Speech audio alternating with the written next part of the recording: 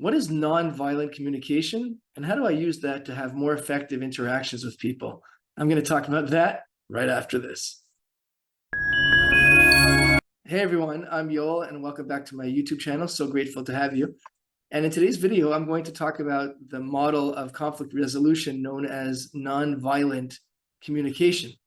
This is a model that was developed by the late Marshall Rosenberg, who was a holder of a PhD, a psychologist, professionally anyways. I mean, he was a lot more than that as a person, obviously, although I didn't know him personally.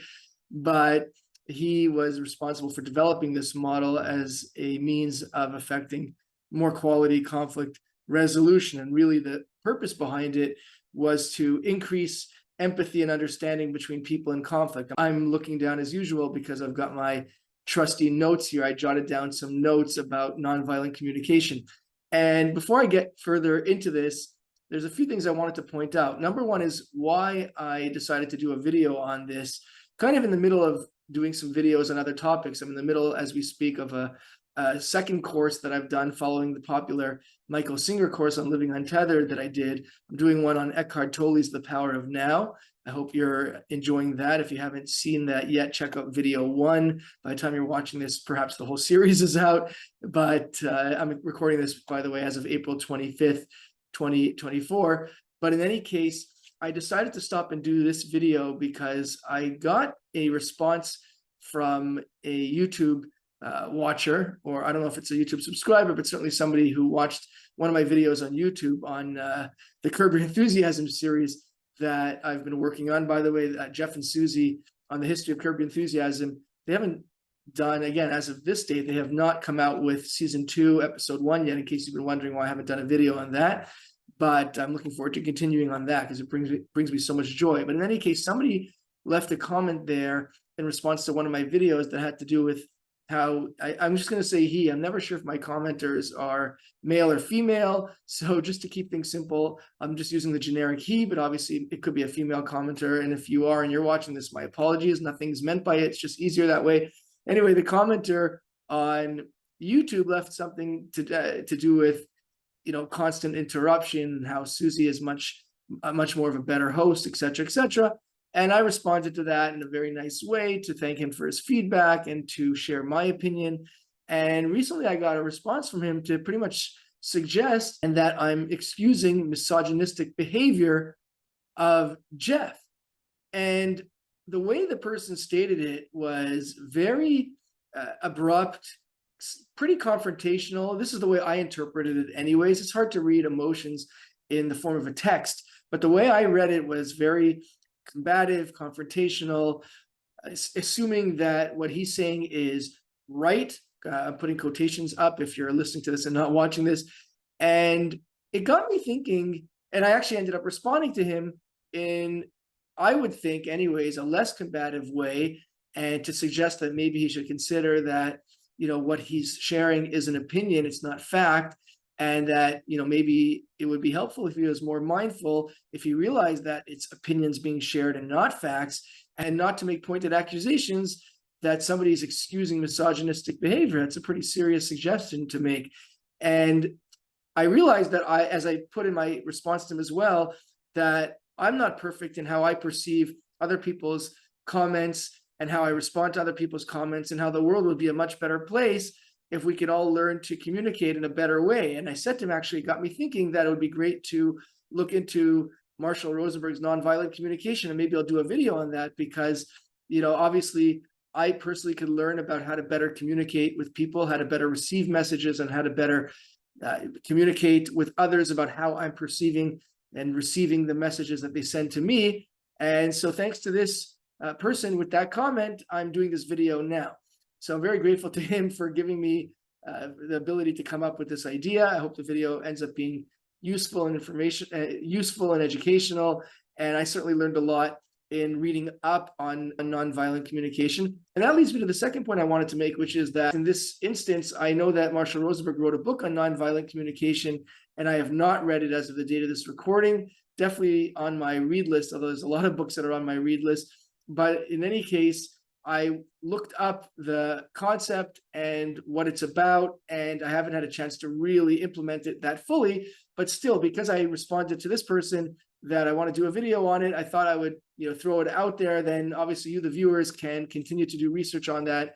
Watch Marshall Rosenberg's videos. There's a lot of material on YouTube. I'll try to remember to link to what I view as an interesting video of his, and maybe also to his book on, I'm assuming it's on Amazon, maybe it's on his website. Again, I didn't do a ton of research on this. I kind of just did this quickly ad hoc when I thought about doing one after responding to this person.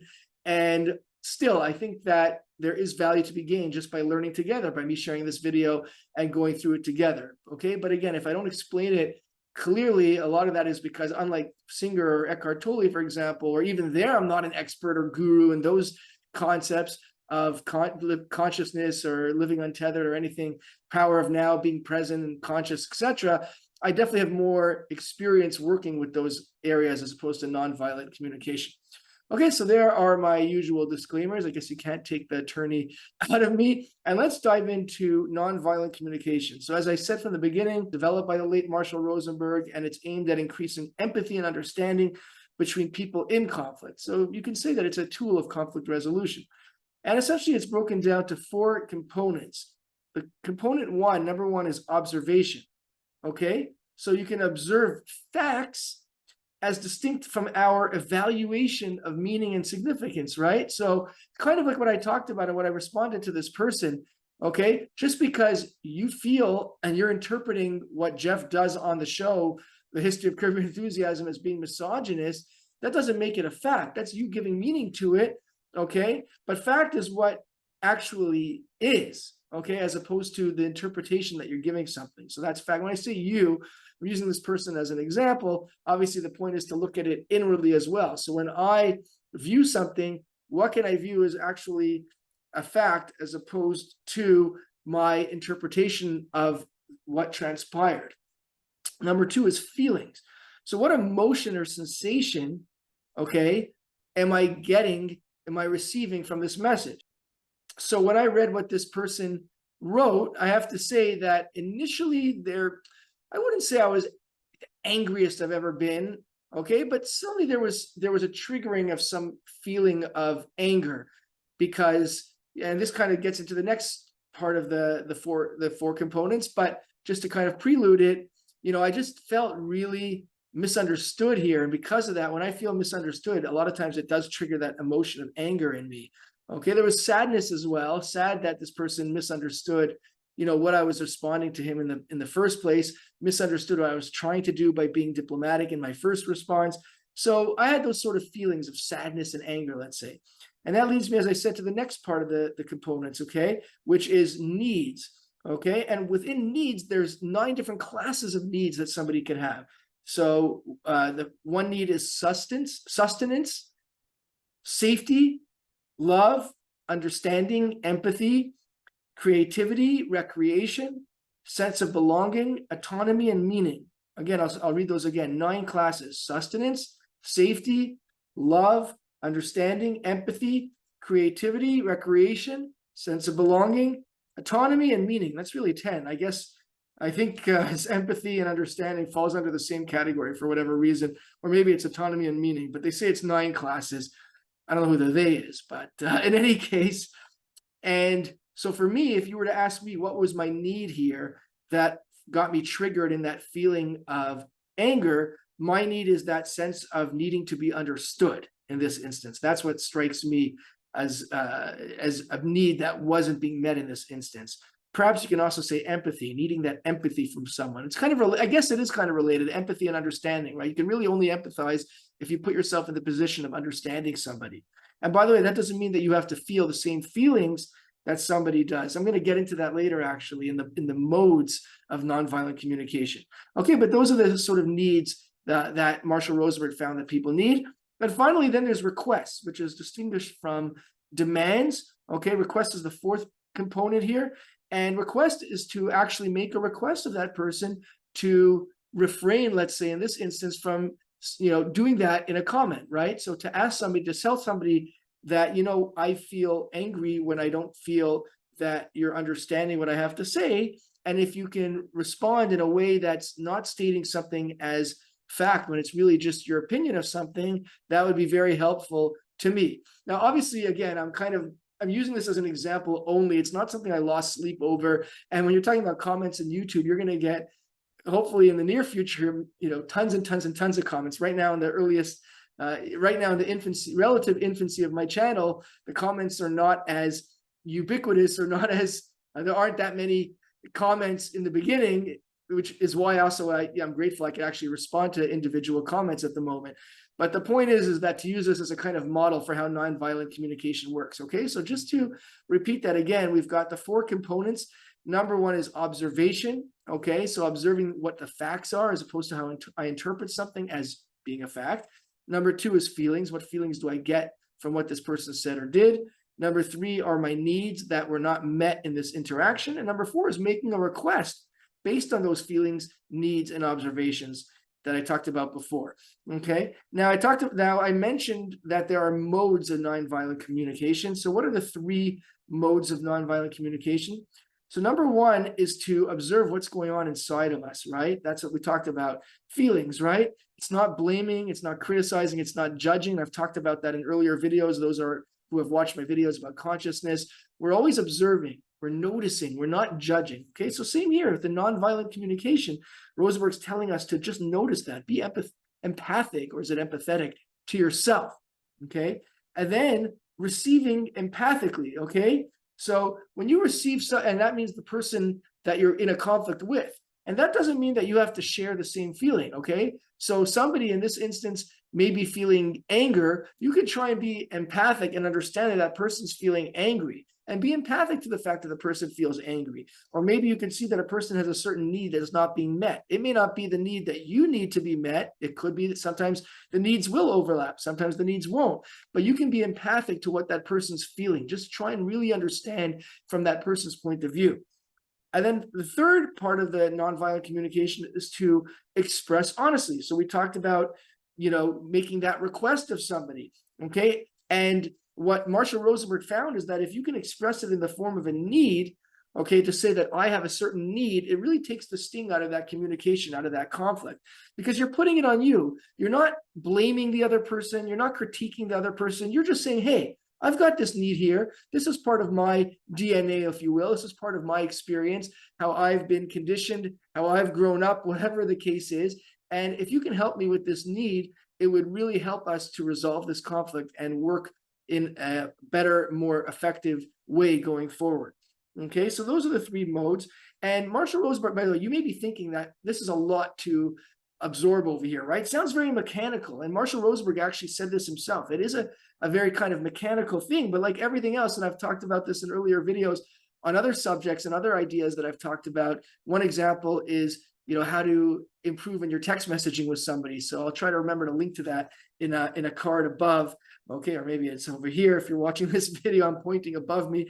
I'm never sure if it's the right side or the left side, but in any case, you can, things are more mechanical when you're first learning a different skill, okay? Because you're thinking in your mind, okay, I've got needs and I've got feelings and observations and requests. Like, who does that, right? Like, that's not the way we live.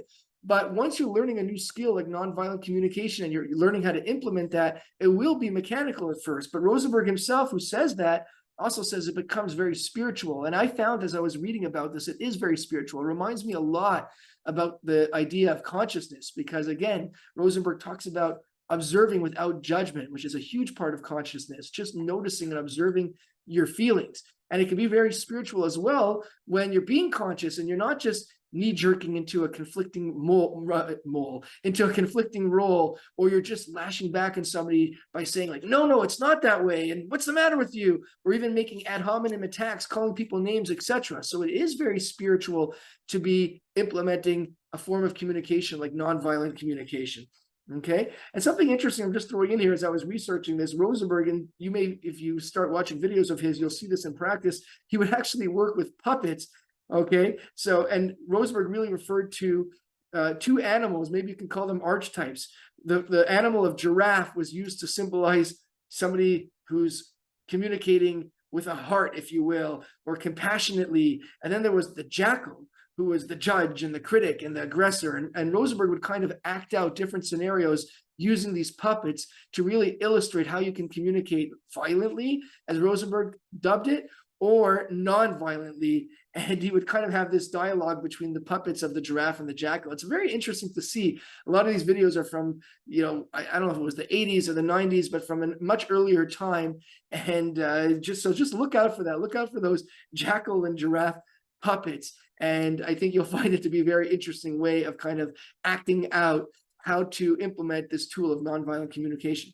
Okay, so there's a little taste of what nonviolent communication is, how that's implemented to affect better conflict resolution. That's just, an introduction. This is really introductory. There's really so much to learn about this. So I, along with you, am going to go through, I hope I'll find the time to go through some of Marshall Rosenberg's videos on the subject of nonviolent communication.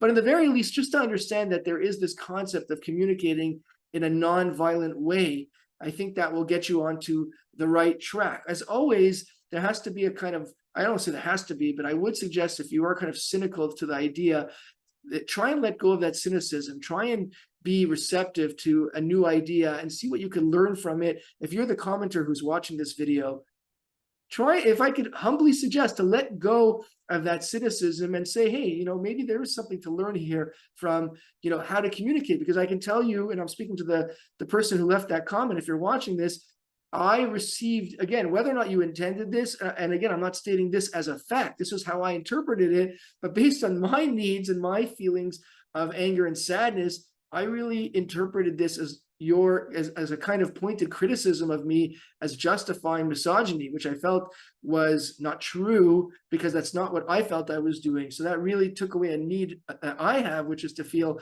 understood. So I'm making a request of you to watch this video without cynicism, if you can, to suspend that cynicism and maybe look into nonviolent communication or other ways of conflict resolution that really would speak to you, because I feel like we can have much better dialogue, whether it's in the form of a simple YouTube comments or feedback, or in person you can have with somebody, a loved one, or just a friend of yours, or anybody who you interact with, maybe at the workplace, whatever the case is, in day-to-day life.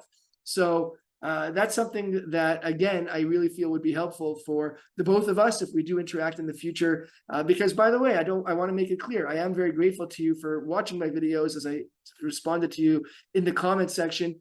And all feedback is welcome. It's not that I'm trying to muzzle any sort of criticism or constructive criticism, but at the same time, I feel that I am in a unique position also to kind of assess that feedback and constructive criticism, and then give you some back to share with you how I feel you can maybe have a better way of sharing that constructive criticism with me and with other viewers, with other people that you may interact with on YouTube.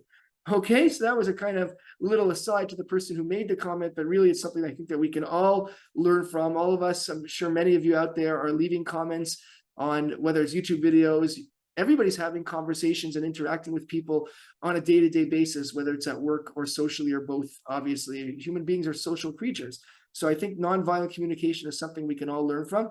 I wanted to say as well that I actually have my own kind of tips for engaging in better communication with others. Again, not as an expert, but just based on my own experience. I actually had this jotted down here and I was going to share it on this video, but I don't want to commingle the ideas of nonviolent communication with my own personal ideas, or that could lead to confusion, and also the video's gone long enough.